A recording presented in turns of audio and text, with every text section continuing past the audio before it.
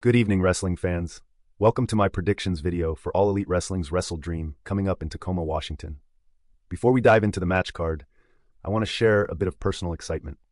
This journey is particularly special for me because I'm ticking off my goal of visiting all 50 states.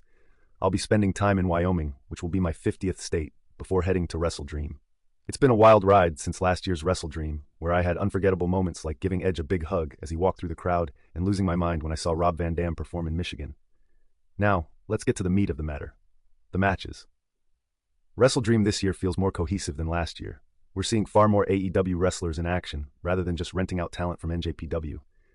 It doesn't have the Forbidden Door vibe that overtook some matches last year, which is a refreshing change. AEW is doing a better job with promos and storytelling, and that's essential for building excitement, especially since ratings have been down. Now let's break it down. First match, Jay White vs. Adam Page.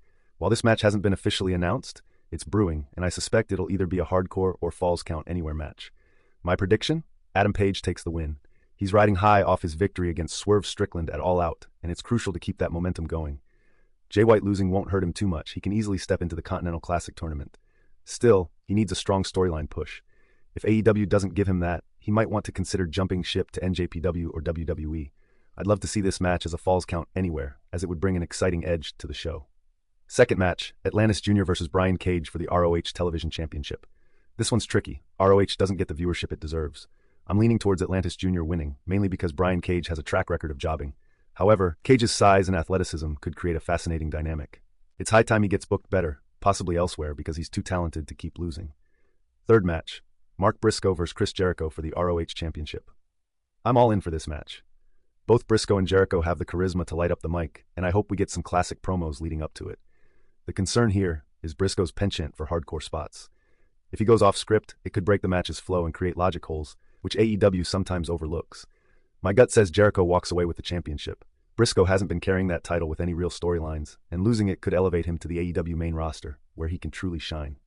Fourth match, Mariah May versus either Dr. Britt Baker or Willow Nightingale. I'm predicting Mariah May will retain her title here. It seems likely the plan is for her to drop the championship to either Toni Storm or Jamie Hayter soon. Willow Nightingale deserves more attention and a shot at the Women's Championship, so I'd love to see her in this mix. However, if Britt Baker wins, it could overshadow the match, especially given the scrutiny she faced after her performance at Wembley. A triple threat feels forced and risks shoehorning Britt into the storyline without the proper build. Moving on to the next match, we have Darby Allin versus Brody King. This matchup is going to be quite a spectacle, but I have some reservations. Brody King is a massive powerhouse wrestler, and it's hard to ignore the physical disparity between him and Darby. It's crucial for wrestling to maintain some level of realism, and having a smaller guy like Darby consistently defeat a larger opponent like Brody can stretch believability. I expect we'll see some hardcore spots that might make it more entertaining, but ultimately, I predict Darby will come out on top. That being said, I would be pleasantly surprised if they went a different route and had Brody win. It would add a much-needed layer of realism to the match, especially with Darby in line to challenge Jon Moxley for the AEW Championship. Next up, we have Jack Perry versus Katsuyori Shibata for the TNT Championship. I'm really looking forward to this match. Jack Perry has been showing a lot of charisma lately, and Shibata, with his experience, brings a solid credibility to the ring. I predict Jack Perry will retain his title here. There are so many interesting feuds waiting for him in the TNT title picture, like potential matches against Adam Copeland or Mark Briscoe. This match should be a great showcase for both competitors. Now, let's talk about Wheeler Yuta versus Pac or Claudio Castagnoli.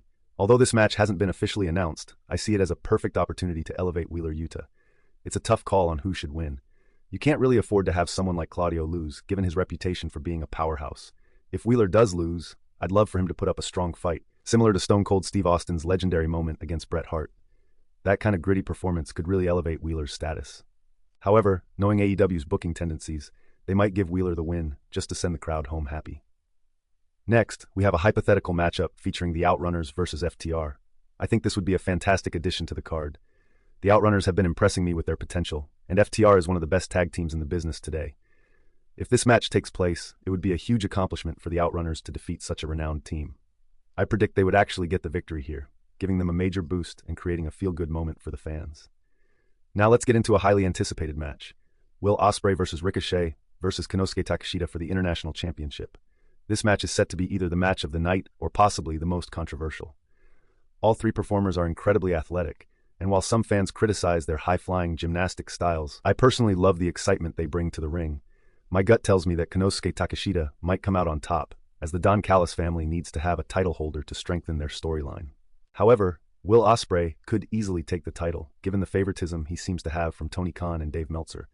Ricochet winning would be a nice surprise, but it feels a bit premature, especially considering his mic skills, which could use some work. Next, we have the Young Bucks versus Private Party for the Tag Team Championships. I'm thrilled about this matchup. Private Party has really stepped up their game with their promos and performances. They've been around for 5 years and are finally seeking validation. This is a classic underdog story, and I expect them to put on a strong showing. However, I predict the Young Bucks will retain the titles. It would be more impactful for Private Party to lose now and build their way back up, leading to a bigger moment at a future pay-per-view like Grand Slam or All In. I'd like to mention a potential preliminary match that could happen: MXM versus the Acclaimed. If this match is included, I would expect the Acclaimed to come out on top. Their charisma and connection with the audience make them a perfect fit for a victory here. The main event of Wrestle Dream features Bryan Danielson versus Jon Moxley. And let me tell you, this is a highly anticipated match. They've done an incredible job of creating unpredictability around it. The stakes are high, especially with Bryan mentioning that if he loses the championship, he's going to retire. I don't believe for a second that he's actually going to retire if he loses. Come on. That would feel incredibly anticlimactic. If he does lose, I can totally see him cutting a promo afterward, saying something like he's not going to retire this way because he doesn't want to go out to a bitch like Jon Moxley. Now on the flip side, Moxley could very well win with some interference from his faction. And imagine if they brought in Shane McMahon or Bobby Lashley to help him out. But here's the thing. Would that really benefit All Elite Wrestling? It might generate some hype and buzz, sure, but we've seen it before, like with Adam Copeland last year. Usually, a month after a big debut, those guys tend to fade into the background. 99% of the time, they become irrelevant. The rare exception might be Will Ospreay, but you get the point. Another layer to consider is Moxley's hardcore wrestling style. If they throw in a match that doesn't allow hardcore spots and then suspend the disqualification rules, it raises a lot of logical holes. It's frustrating when they don't stick to the established rules.